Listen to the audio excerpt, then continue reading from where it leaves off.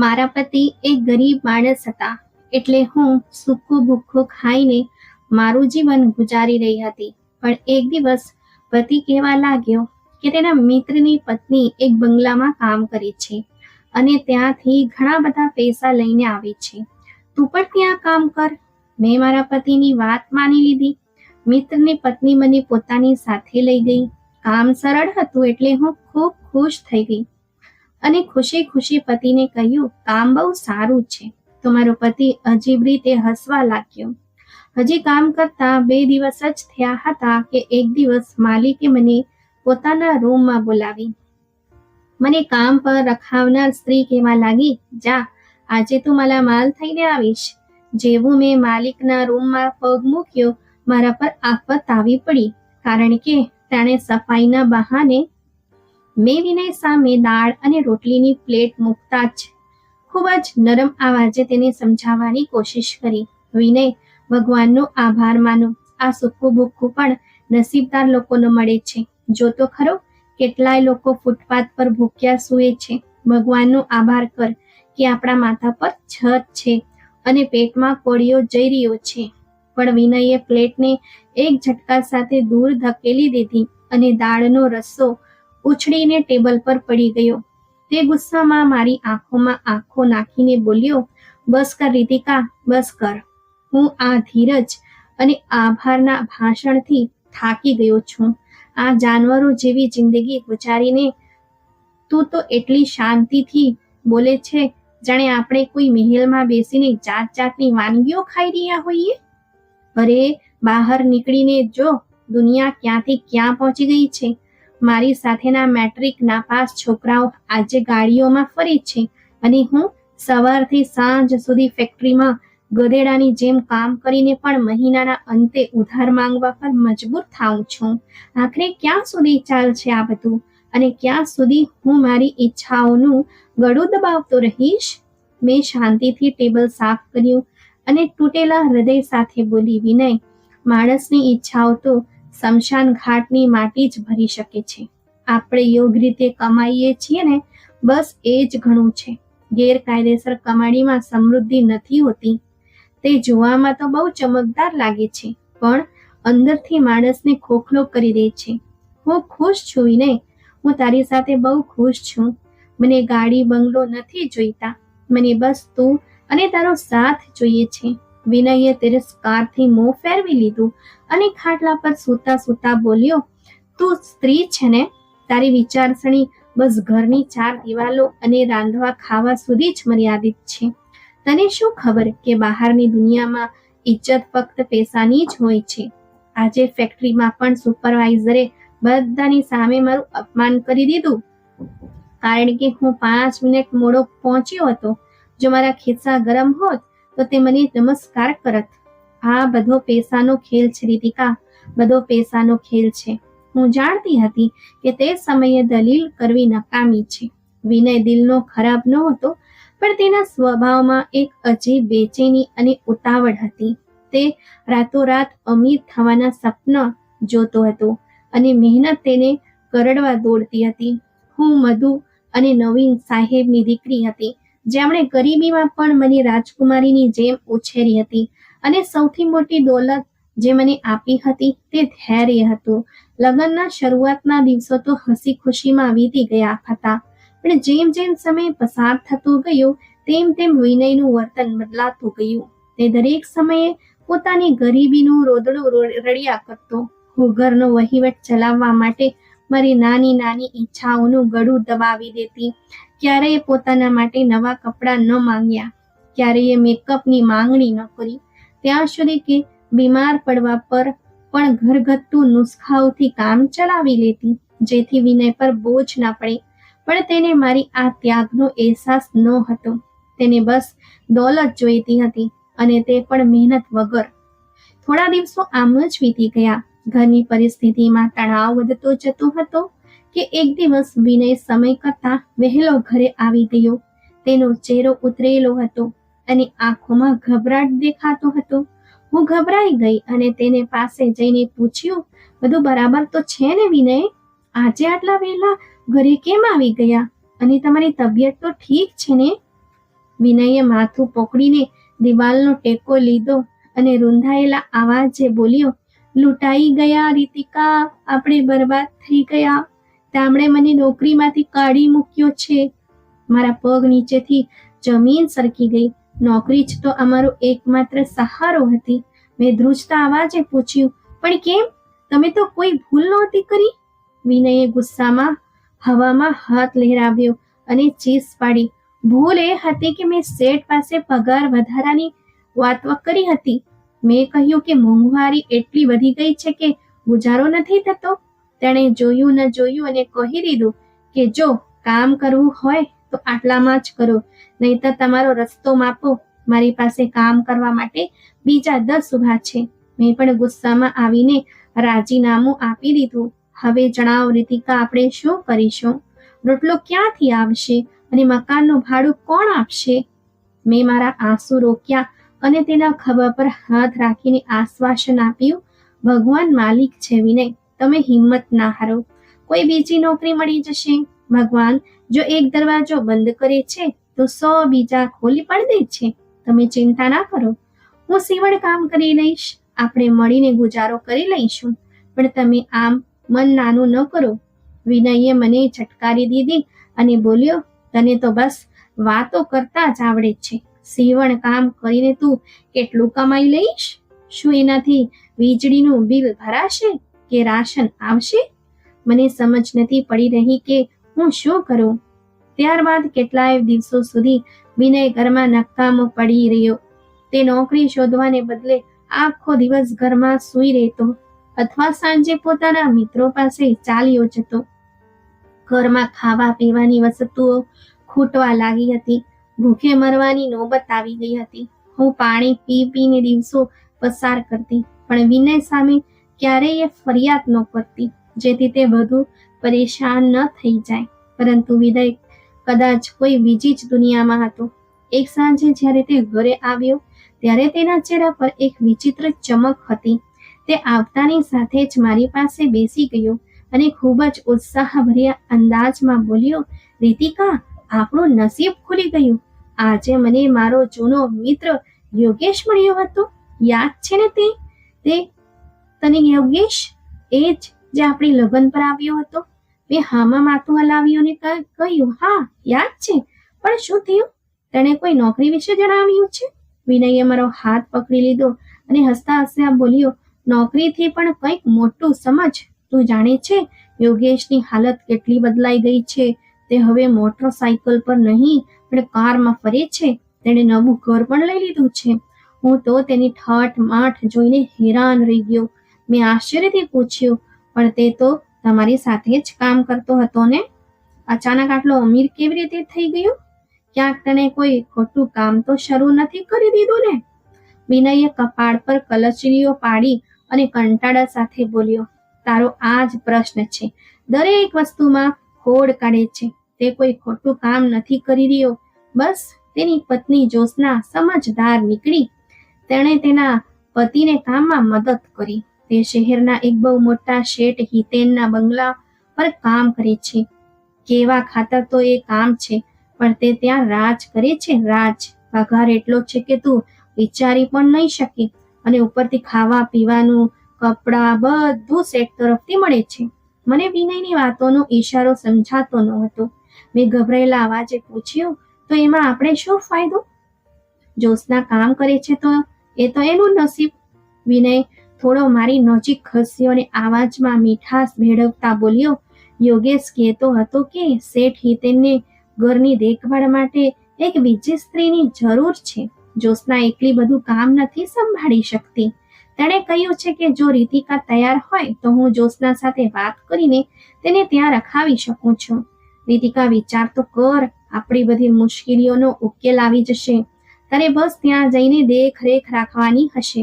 આમ તો નોકરો કરે છે અને પગાર એટલો મળશે કે આપણે થોડા જ મહિનામાં પગભર થઈ જઈશું.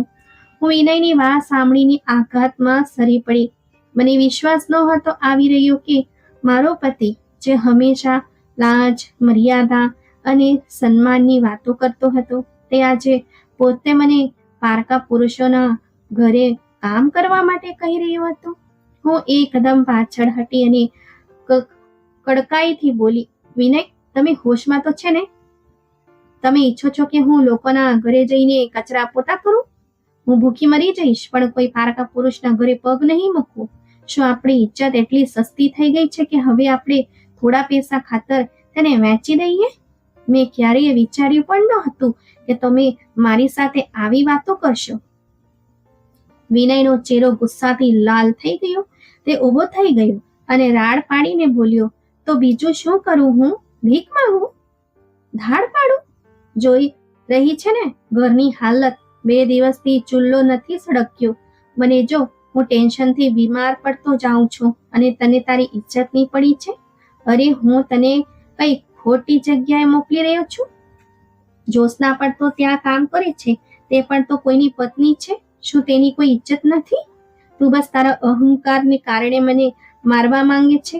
હું ધ્રુસકે રડવા લાગીને કહ્યું, વિનય, હું અહંકારની વાત નથી કરી રહી. મારું મન નથી માનતું. મને ડર લાગે છે આવા મોટા ઘરોથી. મેં સાંભળ્યું છે કે ત્યાંના લોકો સારા નથી હોતા. ભગવાનની ખાતર મારા પર આ જુલમ ના કરો. વિનયે નરમાશનો દેખાવ કરતા મારા માથા પર હાથ રાખ્યો અને લાચારીથી બોલ્યો, રીતિકા, મારી જાન, હું પણ મજબૂર છું. તને આ કહેતા મારું દિલ પણ લોહીના આંસુ રડી રહ્યું છે. પણ વિશ્વાસ કર, આ ફક્ત થોડા દિવસની વાત છે. જેવું મારી પરિસ્થિતિ સુધરશે, હું તને ત્યાંથી છોડાવી દઈ.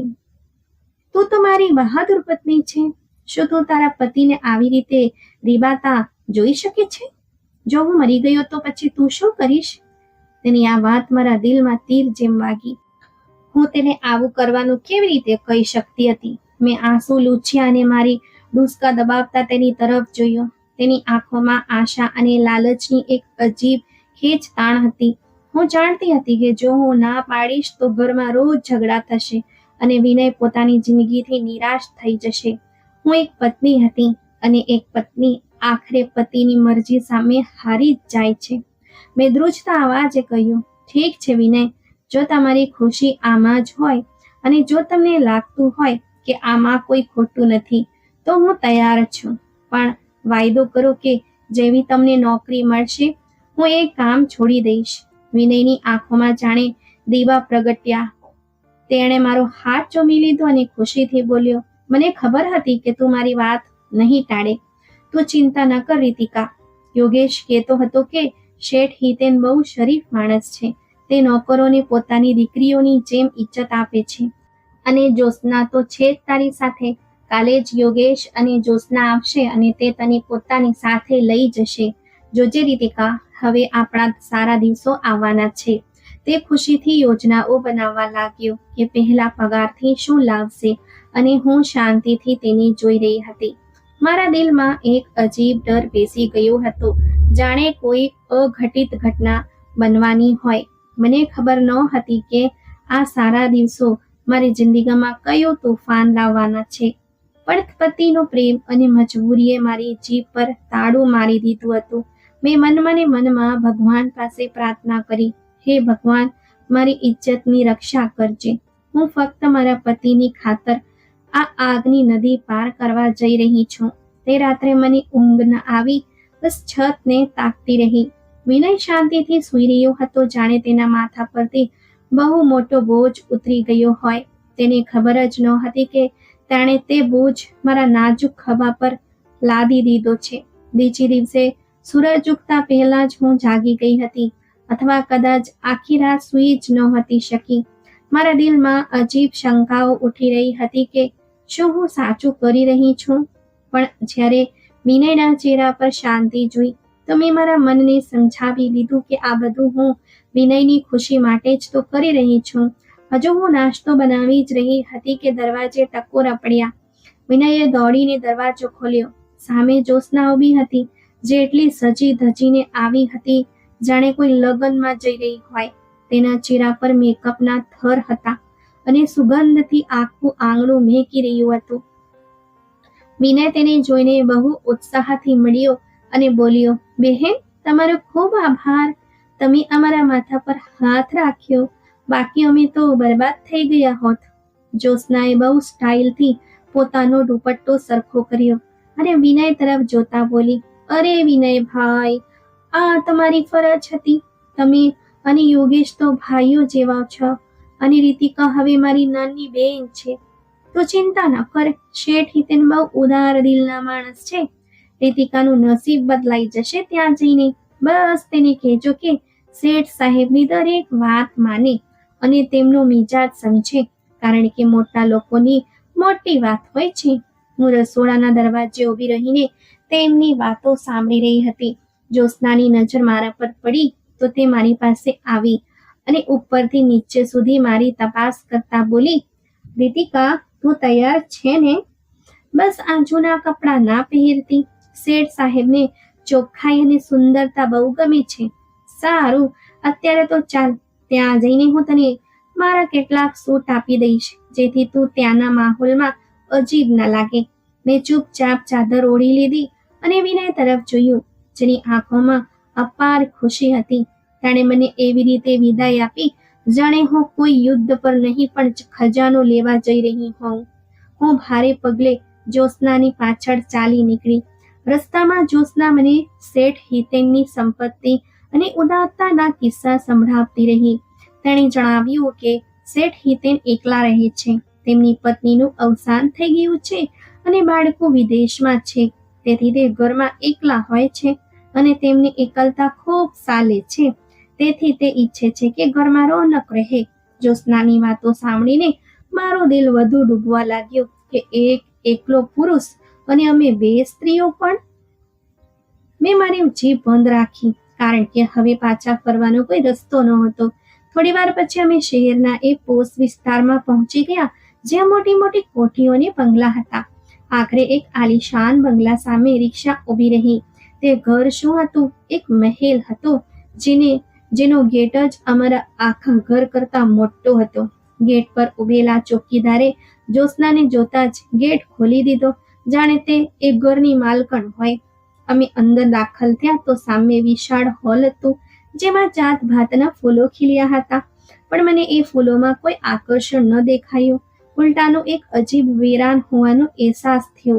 જ્યોત્સના મને લઈને અંદર ગઈ તો ઘરની સજાવટ જોઈને મારી આંખો ફાટી ગઈ. મખમલી ગલીચા, કિંમતી ઝુમ્મર અને દિવાલો પર લાગેલી પેઇન્ટિંગ્સ, બધું જ સ્વપ્ન જેવું હતું. હજુ હું આ બધું જોઈ જ રહી હતી કે સીડીઓ પરથી ભારે ઢગલાનો અવાજ આવ્યો. મેં નજર ઉઠાવીને જોયું તો એક આધેડ વયનો માણસ નીચે ઉતરી રહ્યો હતો. તે શેઠ હિતેન હતા. તેમના વ્યક્તિત્વમાં એક અજીબ રૂવાબ અને દબદબો હતો, પણ તેમની આંખોમાં જે ભાવ હતો તે મને સમજાયું નહીં. તે સીધા જ્યોત્સના પાસે આવ્યા અને તેને જોઈને હસ્યા. જ્યોત્સનાએ તરત જ મારો પરિચય કરાવ્યો. સર, આ રીતિકા છે, મારા દિયરની પત્ની છે. બહુ જરૂરિયાતમંદ છે અને કામની બહુ પાકી છે. તમને ફરિયાદનો મોકો નહીં આપે. શેઠ હિતેને એક ઊંડી નજર મારા પર નાખી અને તેમની એ નજર મને મારા શરીરમાં ખૂંપતી હોય તેવું લાગ્યું. મેં ગભરાઈને નજર ઝુકાવી લીધી. શેઠ હિતેને ભારે અવાજે કહ્યું, ઠીક છે જ્યોત્સના, તું જાણે ને તારું કામ. મને બસ શાંતિ જોઈએ અને ઘર ચોખ્ખું જોઈએ. જો આ કામ કરશે તો હું તેને ખુશ કરી દઈશ. પહેલો દિવસ પસાર થઈ ગયો અને મને નવાઈ લાગી કે કામ એટલું મુશ્કેલ પણ ન હતું જેટલું હું વિચારી રહી હતી. હકીકતમાં કામ હતું જ નહીં. ઘરમાં પહેલાથી જ બે નોકરો હાજર હતા, જે સફાઈ અને રસોઈનું કામ કરતા હતા. મારે અને જ્યોત્સનાએ બસ દેખરેખ રાખવાની હતી, અથવા ક્યારેક શેઠ સાહેબને ચા પાણી આપવાના હતા. હું આખો દિવસ એક ખૂણામાં લપાઈને બેસી રહી. સાંજે જ્યારે રજા થઈ ત્યારે શેઠ હિતેને જ્યોત્સનાના હાથે મારા માટે થોડા પૈસા મોકલ્યા અને કહ્યું કે આ તેના આવવા જવાનું ભાડું છે. મેં તે પૈસા લીધા અને ઘર તરફ ભાગી. ઘર પહોંચીને જ્યારે મેં વિનયને જણાવ્યું કે કામ ખૂબ જ સરળ છે અને ત્યાં કરવા જેવું કંઈ ખાસ છે જ નહીં, ત્યારે વિનય એક અજીબ રીતે હસી પડ્યો. તેના હાસ્યમાં એક અજીબ લાચારી અને કટાક્ષ હતો, જે હું તે સમયે સમજી ન શકી. તેણે પૈસા મારા હાથમાંથી ન લીધા, પણ નજર નમાવીને બોલ્યો, રાખી લે રીતિકા, આ તારી મહેનત છે. બસ ત્યાં ટકીને કામ કરજે અને શેઠ સાહેબને નારાજ ન કરતી. મને વિનયનું વલણ કંઈક બદલાયેલું લાગ્યું, જાણે તે મારાથી નજર ચોરાવવાની કોશિશ કરી રહ્યો હોય. મેં પૂછ્યું, વિનય, તમે ખુશ નથી કે શું? જો કામ કેટલું સરળ છે અને પૈસા પણ મળી ગયા છે. પણ વિનયે કોઈ જવાબ ના આપ્યો અને પડખું ફરીને સૂઈ ગયો. મને લાગ્યું કદાચ તે પોતાની બીમારી અને બેરોજગારીના કારણે પરેશાન છે, કે પત્ની કમાઈ રહી છે અને તે ઘરે બેઠો છે. તેથી મેં વધુ કંઈક ન કહ્યું અને પોતાના કામમાં લાગી ગઈ. પણ મારા દિલમાં એક ફાડ પડી રહી હતી કે આ શાંતિ કોઈ તોફાનનો સંકેત તો નથી ને? બીજો દિવસ પણ આવી જ રીતે પસાર થઈ ગયો. હું થોડી શાંત થઈ કે કદાચ હું ખોટું વિચારી રહી હતી. શેઠ હિતેને મારી સાથે કોઈ ખોટી વાત ન કરી કે ના તો મારી નજીક આવ્યા. તે બસ પોતાના રૂમમાં રહેતા અથવા હોલમાં બેસીને પીતા રહેતા. પણ હા, જ્યોત્સના મને વારંવાર સમજાવતી, રીતિકા, શેઠ સાહેબનું ધ્યાન રાખ્યું કર, તેમની આજુબાજુ ફરતી રહે, જેથી તે ખુશ રહે. પણ હું કોશિશ કરતી કે તેમની સામે ઓછી જ જાઉં. ત્રીજો દિવસ આવ્યો તો ઘરનો માહોલ કંઈક બદલાયેલો હતો. જ્યોત્સના સવારથી જ ખૂબ ખુશ દેખાતી હતી અને વારંવાર શેઠ હિતેનના રૂમ તરફ જોઈ રહી હતી.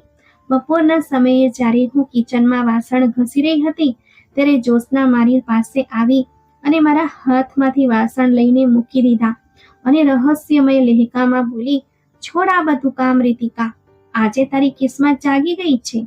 શેઠ સાહેબે તને પોતાના રૂમમાં બોલાવી છે. મારા હાથ પગ ઠંડા પડી ગયા. મેં હકલાતા અવાજે પૂછ્યું, મને કેમ બોલાવી છે? કોઈ ભૂલ થઈ ગઈ છે કે શું? હું નહીં જાઉં જ્યોત્સનાબેન, મને ડર લાગે છે. જ્યોત્સનાએ મારો ખભો દબાવીને આશ્વાસન આપ્યું અને આંખોમાં એક અજીબ ચમક સાથે બોલી, અરે પાગલ, ડરે છે કેમ? શેઠ સાહેબ આજે પોતાના રૂમની ખાસ સફાઈ કરાવવા માંગે છે. તે બીજા કોઈ નોકરને પોતાના રૂમમાં જવા નથી દેતા. તેમણે ખાસ તારું નામ લીધું છે કે રીતિકા બહુ સુઘડ છે, તેને મોકલો. જા રીતિકા, આજે તું મારા માલ થઈને આવીશ. શેઠ સાહેબ ખુશ થઈ ગયા તો તારી જોડી ભરી દેશે. આ તક હાથથી જવા ન દેતી. જ્યોત્સનાના લેખામાં જે વિશ્વાસ હતો તેને મને વધુ ડરાવી દીધી. પણ તેણે મને બાવડાથી પકડીને સીડીઓ તરફ ધકેલી દીધી. હું ધ્રુજતા પગલે સીડીઓ ચડવા લાગી. દરેક પગથિયે મને એવું લાગતું હતું જાણે હું કોઈ અજાણી કસોટી તરફ વધી રહી છું. મારું દિલ જોર જોરથી ધબકી રહ્યું હતું અને કાનમાં વિનયના તે શબ્દો ગૂંજી રહ્યા હતા કે નોટોનો વરસાદ થશે, અને સાથે જ તેનું તે રહસ્યમય હાસ્ય પણ યાદ આવી રહ્યું હતું. મને સમજ નહોતી પડતી કે ઉપરના રૂમમાં મારી શું પરીક્ષા થવાની છે. હું શેઠ હિતેનના રૂમના દરવાજે પહોંચી ત્યારે મારા હાથ ધ્રુજતા હતા. મેં હિંમત ભેગી કરીને દરવાજે ટકોરો માર્યો. અંદરથી શેઠ હિતેનનો ભારે અવાજ આવ્યો, આવી જા, દરવાજો ખુલ્લો છે. મેં ધબકતા હૈયે દરવાજો ખોલ્યો અને અંદર દાખલ થઈ. રૂમ ઘણો મોટો અને ઠંડો હતો. બારીઓ પર ભારે પડદા પડેલા હતા, જેના કારણે રૂમમાં અડધો અંધકાર હતો અને પરફ્યુમની તીવ્ર સુગંધ ફેલાયેલી હતી. શેઠ હિતેન પોતાની આરામદાયક ખુરશી પર બેસીને પી રહ્યા હતા. મને જોતા જ તે પોતાની જગ્યાએથી ઊભા થયા અને મારી તરફ વધ્યા. હું ગભરાઈને દિવાલ સાથે ચોંટી ગઈ. તેમણે કોઈ પણ વાત કર્યા વગર પાછળ ફરીને દરવાજાની કુંડી લગાવી દીધી. લોક લગાવવાનો અવાજ મારા દિલ પર હથોડાની જેમ વાગ્યો. મારો શ્વાસ ગળામાં અટકી ગયો. મેં ધ્રુજતા અવાજે કહ્યું, શેઠ સાહેબ, આ તમે શું કરી રહ્યા છો? જ્યોત્સનાબેને કહ્યું હતું કે સફાઈ કરવાની છે. દરવાજો ખોલો, મારે બહાર જવું છે. શેઠ હિતેને એક ઊંડો શ્વાસ લીધો અને ધીમેથી ચાલતા મારા નજીક આવ્યા. તેમણે પોતાના ખિસ્સામાંથી એક ચેકબુક કાઢી અને તેના પર કંઈક લખીને પાનું ફાડી લીધું. પછી તેમણે તે ચેક મારી તરફ લંબાવ્યો અને અત્યંત ગંભીર લેખામાં બોલ્યો, આ રાખી લે રીતિકા, આ તારી માંગેલી કિંમત છે. તારા પતિ વિનયે મારી સાથે વાત કરી લીધી હતી અને તેને પૈસાની ખૂબ જરૂર હતી. હવે તું પણ નખરા ન કર અને જે કામ હું કહું તે ચૂપચાપ કરી દે, કારણ કે મેં આ કામ માટે બહુ મોટી કિંમત ચૂકવી છે. તેમના શબ્દો મારા કાનમાં ઓગળેલા કાચની જેમ ઉતર્યા. મને લાગ્યું જાણે આખી દુનિયા ગોળ ફરી ગઈ હોય. મારા પતિએ વાત કરી લીધી હતી. આ વાક્ય મારા આત્માને આહત કરી ગયું. મેં વિચાર્યું કે કદાચ વિનયે મારો સોદો કરી દીધો છે. હું ડર અને દુઃખની તીવ્રતાથી ધ્રુજવા લાગી અને ચેક જોયા વગર જ પાછળ હટી ગઈ. મારી આંખોમાંથી આંસુ વહેવા લાગ્યા અને મેં ચીસ પાડીને કહ્યું, નહીં સાહેબ, મને આ પૈસા નથી જોઈતા. હું ગરીબ જરૂર છું, પણ વેચાવ નથી. મારા પતિએ તમારી સાથે શું વાત કરી મને ખબર નથી, પણ હું મારી ઇજ્જતનો સોદો ન કરી શકું. ભગવાનને ખાતર દરવાજા ખોલી દો, નહીતર હું બૂમો પાડીશ. શેઠ હિતેન મને આશ્ચર્યથી જોવા લાગ્યા, જાણે તેમને મારી આ પ્રતિક્રિયાની આશા નહોતી. પણ હું તે સમયે ડરના એવા ઘેરામાં હતી કે મને તેમના ચહેરાની હેરાની દેખાઈ રહી નહોતી. મને બસ મારી બરબાદી દેખાઈ રહી હતી. મેં રડતા રડતા હાથ જોડ્યા અને કહ્યું, સાહેબ, મને જવા દો. મને પૈસા નથી જોઈતા. હું સદાચારી સ્ત્રી છું. હું ભૂખી મરી જઈશ, પણ મારી પવિત્રતાનો સોદો નહીં કરું. ભગવાનને ખાતર મારી લાચારીનો ફાયદો ન ઉઠાવો. હું તમારા પગે પડું છું. મને મારા ઘરે જવા દો. મારા પતિએ જો તમારી પાસેથી પૈસા લીધા પણ હોય તો હું મહેનત મજૂરી કરીને એક એક પાઈ ચૂકવી દઈશ, પણ મને આ કસોટીમાં ના નાખો. મારી ચીસાચીસ અને આંસુએ જાણે રૂમના માહોલ પર એક જાદુ કરી દીધો હતો. શેઠ હિતેન, જે થોડી વાર પહેલા સુધી અત્યંત ગંભીર અને રહસ્યમય લાગી રહ્યા હતા, એકદમ થંભી ગયા. તેમણે આશ્ચર્યથી મને જોઈ અને પછી તેમના ચહેરાના હાવભાવ બદલાવા લાગ્યા. તેમની આંખોમાં જે કઠોરતા હતી તે અચાનક ભીનાશમાં બદલાઈ ગઈ. તેમણે ચેક ત્યાં જ ટેબલ પર મૂક્યો અને બંને હાથ હવામાં ઉઠાવતા અત્યંત નરમ અને ગદગદ અવાજે બોલ્યા, દીકરી, શાંત થઈ જા. તારે ડરવાની જરૂર નથી. તું ખોટું સમજી રહી છે. હું કોઈ દરિંદો નથી અને ના તો મેં તારી ઇજ્જતની કિંમત લગાવી છે. જરા તારી આંખો ખોલ અને આ રૂમને ધ્યાનથી જો. મેં દરવાજો એટલો લોક નથી કર્યો કે હું તારી સાથે કંઈ ખોટું કરવા માંગુ છું, પરંતુ એટલા માટે લોક કર્યો કારણ કે હું મારી જિંદગીની સૌથી કિંમતી વસ્તુને દુનિયાની નજરોથી છુપાવવા માંગુ છું. હું જે ડરથી થરથર ધ્રુજી રહી હતી, તેમના લહેકાની સચ્ચાઈ અને નરમાઈ મને શાંત કરી દીધી. મેં ડૂસકા લેતા માથું ઊંચક્યું તો તેમણે રૂમના એક ખૂણામાં પડેલા ભારે મખમલી પડદા તરફ ઈશારો કર્યો અને કહ્યું, રીતિકા, ત્યાં જા અને તે પડદો હટાવીને જો. ત્યાં તે હકીકત મોજૂદ છે જેના માટે મેં તને બોલાવી છે. હું ડરતા ડરતા દિવાલનો સહારો લેતી તે પડદા તરફ વધી. મારા હૃદયના ધબકારા હજુ પણ તેજ હતા. મેં ધ્રુજતા હાથે પડદો સરકાવ્યો તો સામેનું દૃશ્ય જોઈને મારા મોઢામાંથી અનાયાસે એક ચીસ નીકળી ગઈ અને મારા ઢગલા ત્યાં જ થંભી ગયા. પડદા પાછળ એક વ્હીલચેર હતી, જેના પર એક અત્યંત વૃદ્ધ અને નબળા મહિલા બેઠા હતા. તેમનું શરીર હાડ પિંજર બની ગયું હતું અને તે બિલકુલ બેભાન જેવી હાલતમાં હતા. તેમના મોઢામાંથી લાળ વહી રહી હતી અને આંખો સૂની હતી, જાણે તે આ દુનિયામાં હોવા છતાં અહીં ન હોય. આ દ્રશ્ય એટલું પીડાદાયક હતું કે મારો બધો ડર સહાનુભૂતિમાં બદલાઈ ગયો. મેં ફરીને શેઠ તરફ જોયું, જે માથું નવાવીને ઊભા હતા અને તેમની આંખોમાંથી આંસુ વહી રહ્યા હતા. શેઠ હિતેને પોતાના ખિસ્સામાંથી રૂમાલ કાઢીને આંખો સાફ કરી અને મારી નજીક આવીને દુઃખી લેકામાં બોલ્યા, રીતિકા, આ મારી માં છે. આ જ મારી આખી દુનિયા છે. છેલ્લા 2 વર્ષથી આ કોમામાં છે. લકવાએ તેમના આખા શરીરને નકામું બનાવી દીધું છે. ન તે બોલી શકે છે, ન હલી શકે છે અને ન તો જણાવી શકે છે કે તેમને ભૂખ લાગી છે કે તરસ.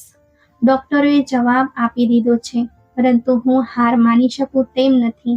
તેમણે કુંડો નિસાસો નાખ્યો અને વ્હીલચેર પાસે જઈને પોતાની માતાના વાળમાં હાથ ફેરવતા બોલ્યા, આ ઘરમાં ઘણા નોકરો છે રીતિકા, પણ કોઈ મારી માતાને દિલથી સંભાળતું નથી. બધા તેમને બોજ સમજે છે. તેમની હાલત જોઈને નફરત કરે છે. મેં ઘણી નર્સો રાખી, પણ તેઓ મારી માતાને ધમકાવતી હતી. તેમને ગંદા કપડામાં જ છોડી દેતી હતી. મેં દરવાજો એટલે લોક કર્યો હતો કારણ કે મારા ઘરના બાકીના નોકરો મારી માતાને પાગલ સમજે છે અને હું નથી ઈચ્છતો કે કોઈ મારી માતાની લાચારીનો તમાશો જુએ. મેં જ્યોત્સનાને કહ્યું હતું કે મને કોઈ એવી સ્ત્રી જોઈએ છે જેના દિલમાં ભગવાનનો ડર હોય, જે મારી માતાને બોજ નહીં પણ પોતાની માતા સમજીને સંભાળે. પછી તેઓ મારી તરફ વળ્યા અને બોલ્યા, મેં તને જે ચેક આપ્યો અને જે વિનયને એડવાન્સ આપ્યું તે તારી ઇજ્જતની કિંમત નહોતી દીકરી, પણ તે એક માતાની મમતાની કિંમત હતી. હું ઈચ્છતો હતો કે તું પૈસાની ચિંતામાંથી મુક્ત થઈ જા અને બધું ધ્યાન મારી માતા પર આપ. પણ કદાચ મારી રીત ભાતે તને ડરાવી દીધી. મને માફ કરી દે. હું એક મજબૂર દીકરો છું જે પોતાની માતાની તકલીફ જોઈ શકતો નથી. શેઠ હિતેનની વાતો સાંભળીને મારા પગ નીચેથી જમીન સરકી ગઈ. પણ આ વખતે ડરને કારણે નહીં, પરંતુ મારી ખોટી માન્યતા અને નાની વિચારધારાને કારણે. મને પોતાના પર અને વિનય પર ખૂબ ગુસ્સો આવ્યો કે અમે એક મજબૂર દીકરાના પ્રેમને શું સમજી લીધો હતો. શેઠ એક અત્યંત સજ્જન અને દેવદૂત જેવા માણસ નીકળ્યા. મારું દિલ પીગળી ગયું અને હું આગળ વધીને તે વૃદ્ધ માતાના ચરણોમાં બેસી ગઈ. મેં તેમના ઠંડા હાથ મારા હાથમાં લીધા અને શેઠ તરફ જોઈને કહ્યું, સાહેબ, મને માફ કરી દો. હું બહુ ડરી ગઈ હતી. મને લાગ્યું કે કદાચ ગરીબની ઇજ્જત દરેક જગ્યાએ અયોગ્ય થતી હોય છે, પણ તમે તો મને શરમાવી દીધી. તમે ચિંતા ન કરો, આજથી આ મારી માતા છે. હું એમની સેવા એવી રીતે કરીશ જેવી રીતે કોઈ પોતાની સગી માતાની કરે છે. શેઠના ચહેરા પર શાંતિની એક લહેર દોડી ગઈ. તેમણે તે ચેક ફરીથી મારી તરફ લંબાવ્યો અને કહ્યું, રાખી લે દીકરી, આ તારો હક છે.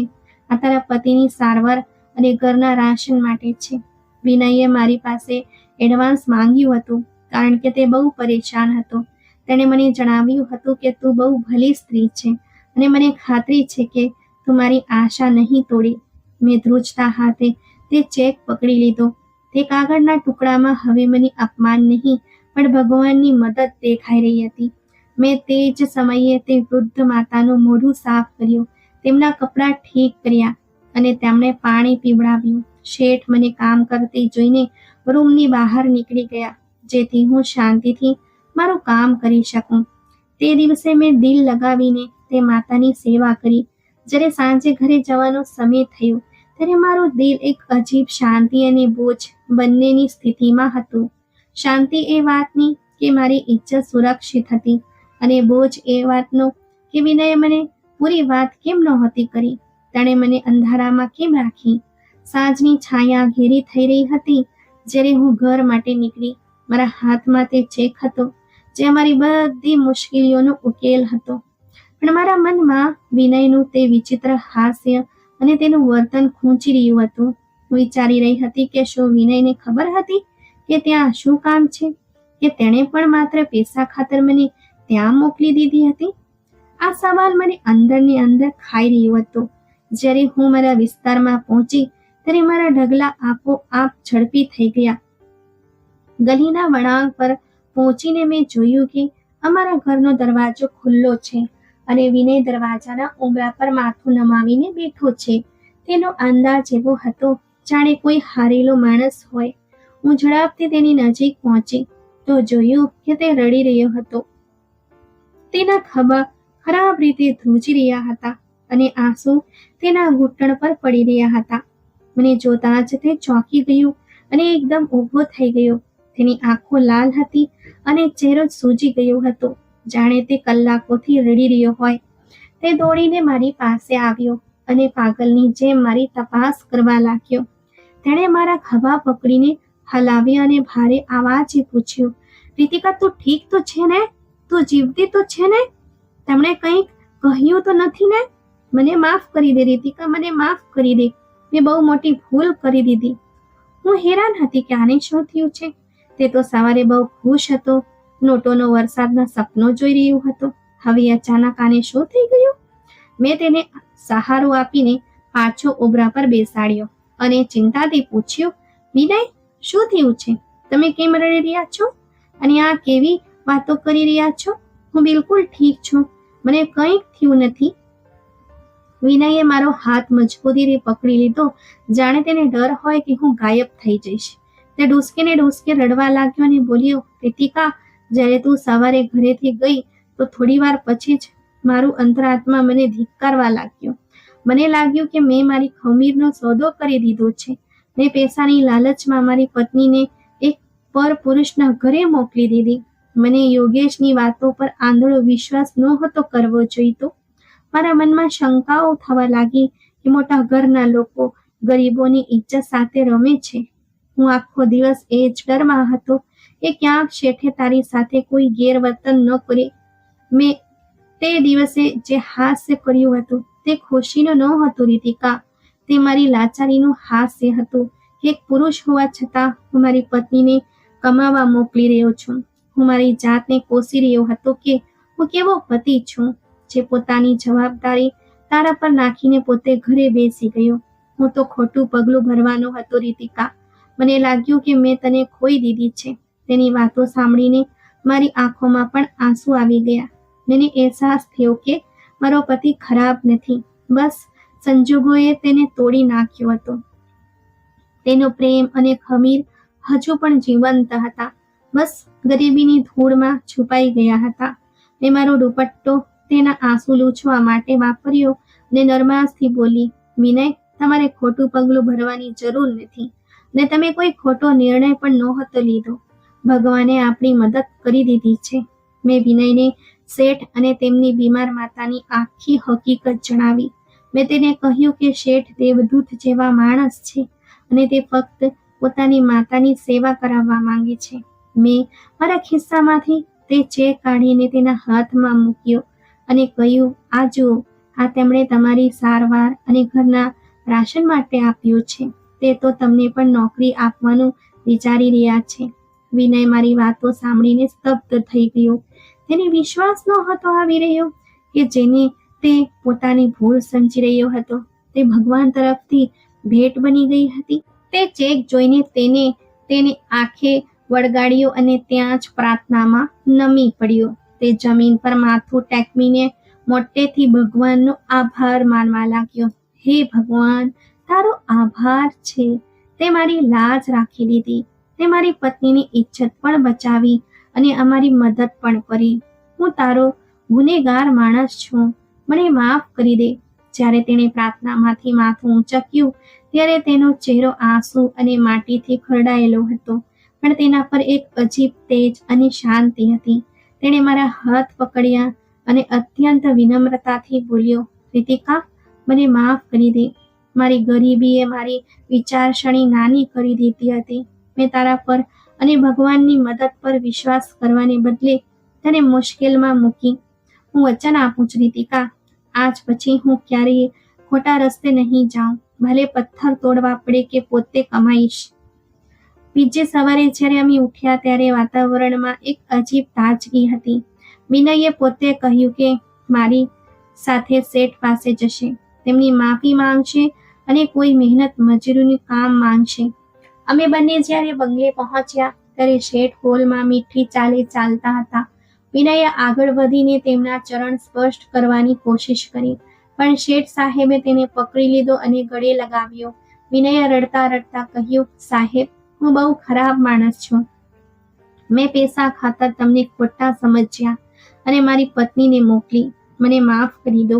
શેઠ હિતેન દેસાઈએ તેની પીઠ થપથપાવી અને કહ્યું, માણસ ભૂલને પાત્ર છે વિનય. તે તારી ભૂલ સ્વીકારી લીધી એ જ મોટી વાત છે. મને ખુશી છે કે રીતિકા જેવી ભલી સ્ત્રી તારી જીવન સંગીની છે, જે તને બુરાઈથી રોકે છે. પછી શેઠ સાહેબે વિનયને ગાડીની ચાવીઓ આપી અને કહ્યું, મને એક પ્રામાણિક ડ્રાઈવર અને અસિસ્ટન્ટની જરૂર છે, જે મારા ઘર અને વેપારના કામ સંભાળી શકે. જો તું દિલ લગાવીને કામ કરીશ તો આ નોકરી તારી જ છે. તે દિવસથી અમારી જિંદગીનો એક નવો દોર શરૂ થયો. હું ઘરની અંદર શેઠ સાહેબની બીમાર માતાની સેવામાં લાગી ગઈ અને વિનય બહારના કામોમાં વ્યસ્ત થઈ ગયો. મેં એ વૃદ્ધ માતાને મારી સગી માતાનો દરજ્જો આપ્યો હતો. હું કલાકો સુધી તેમની પાસે બેસતી, તેમના નિર્જીવ હાથો પર તેલથી માલિશ કરતી, તેમને નવડાવતી ધોવડાવતી. જો કે તેઓ બોલી શકતા ન હતા, પણ જ્યારે હું તેમની પાસે બેસીને વાતો કરતી ત્યારે મને લાગતું કે તેમની સોનની આંખોમાં એક ચમક આવી જતી હતી. ક્યારેક તેમની આંખોના ખૂણેથી આંસુ વહી નીકળતા, જે કદાચ આભારના આંસુ હતા. તેમની સેવામાં મને જે ખુશી મળતી હતી, હું તે વર્ણવી શકતી નથી. મને લાગતું હતું કે જાણે હું સ્વર્ગ કમાઈ રહી છું. શેઠ અવારનવાર દરવાજા પર ઊભા રહીને મને પોતાની માતાની સેવા કરતી જોતા તો તેમની આંખો પણ ભીની થઈ જતી. તેઓ આકાશ તરફ જોઈને આશીર્વાદ આપતા, ભગવાન તને હંમેશા ખુશ રાખે દીકરી. બીજી તરફ વિનય પણ પૂરી પ્રામાણિકતા અને મહેનતથી કામ કરી રહ્યો હતો. તે હવે પેલો જૂનો આળસુ અને લાલચુ વિનય રહ્યો ન હતો, જે કામ ચોરી કરતો હતો. પણ હવે તે મોડી રાત સુધી શેઠ સાહેબની સાથે રહેતો અને તેમના દરેક હુકમનું પાલન કરતો. અમે ધીરે ધીરે અમારું દેવું પણ ચૂકવવાનું શરૂ કરી દીધું હતું. અને સૌથી મોટી વાત એ હતી કે અમારા ઘરમાં હવે શાંતિ હતી. સાંજે જ્યારે અમે ઘરે પાછા ફરતા ત્યારે થાકેલા હોવા છતાં અમારા ચહેરા પર સંતોષ હતો. સમય ઝડપથી પસાર થતો ગયો અને કેટલાય મહિનાઓ વીતી ગયા. એક રાત્રે જ્યારે હું બંગલામાં હતી ત્યારે શેઠ સાહેબની માતાની તબિયત અચાનક બગડી ગઈ. તેમના શ્વાસ રૂંધાવા લાગ્યા. મેં તરત જ શેઠ સાહેબને બોલાવ્યા અને ડૉક્ટરને ફોન કર્યો, પણ કદાચ તેમનો સમય પૂરો થઈ ગયો હતો. તેમણે છેલ્લી વાર પોતાની ધૂંધળી આંખોથી મને જોઈ અને પછી શેઠ તરફ જોયું. તેમના હોઠ પર એક હળવું સ્મિત આવ્યું અને પછી તેમની ગરદન ઢળી પડી. શેઠ પોતાની માતાના છાતીએ વળગીને બાળકોની જેમ રડ્યા. હું પણ મારા આંસુ રોકી ન શકી, કારણ કે આ થોડા મહિનાઓમાં મારો તેમની સાથે એક આધ્યાત્મિક સંબંધ બંધાઈ ગયો હતો. મને એવું લાગ્યું કે આજે હું ફરીથી અનાથ થઈ ગઈ છું. પણ મને ખુશી હતી કે તેમનો છેલ્લો સમય શાંતિથી પસાર થયો. અંતિમ સંસ્કાર પછી ઘરમાં એક વિચિત્ર શાંતિ છવાઈ ગઈ. શેઠ ખૂબ ઉદાસ રહેવા લાગ્યા, પણ તેઓ વારંવાર મારો આભાર માનતા.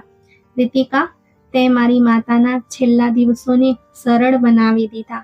હું તારો આ ઉપકાર ક્યારે નહીં ભૂલું. થોડા દિવસો પછી શેઠે મને અને વિનયને પોતાની ઓફિસમાં બોલાવ્યા. તેઓ પોતાના ટેબલ પાછળ બેઠા હતા અને તેમના હાથમાં એક ફાઇલ હતી. તેમણે અમને બેસવાનો ઈશારો કર્યો અને પછી તે ફાઇલ વિનય તરફ વધારી. વિનયે આશ્ચર્યથી પૂછ્યું, સાહેબ, આ શું છે? શેઠ સાહેબ હસ્યા અને બોલ્યા, આ મારા તરફથી તમારા બંને માટે એક નાની ભેટ છે. હું જાણું છું કે કોઈ પણ વસ્તુ માતાની સેવાનો બદલો ન હોઈ શકે, પણ આ મારી ખુશી છે. વિનયે ધ્રુજતા હાથે ફાઇલ ખોલી તો તેમાં એક નાના પણ સુંદર મકાનના કાગળો હતા, જે શેઠ સાહેબે અમારા નામે કરી દીધા હતા. આ જોઈને અમારી આંખોમાં આંસુ આવી ગયા. અમે તો વિચારી પણ નહોતા શકતા કે ભગવાન અમને આવો પુરસ્કાર આપશે. મેં કહ્યું, સાહેબ, આ બહુ વધારે છે.